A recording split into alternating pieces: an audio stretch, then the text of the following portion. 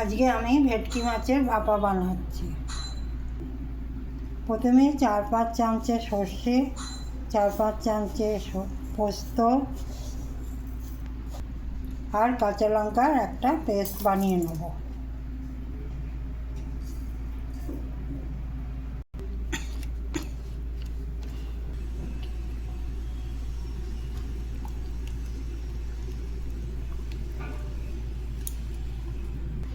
এবার এই পেস্টের মধ্যে হলুদ আর নুন দিয়ে নেব।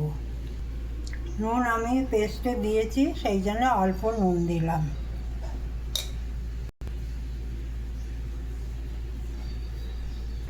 একটু সর্ষের তেল দিয়ে নিলাম।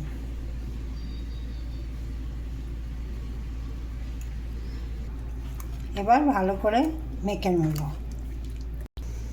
এইভাবে কড়ায় জল দিয়ে একটা স্ট্যান্ড দিয়ে জলটা গরম করতে বসাচ্ছি। টিফিন বক্সে মাছগুলো ভালো করে সাজিয়ে নিলাম। আর একটু ওপরে তেল দিয়ে কটা লঙ্কা দিয়ে দিচ্ছি। টিফিন বক্সটা কড়ার মধ্যে বসিয়ে দিলাম। 15 মিনিট হয়ে গেছে। এবার নামিয়ে নিয়ে মাছটা একটু চেক করে নিচ্ছি। মাছ হয়ে গেছে, আমার ভেটকি ভাপা রেডি।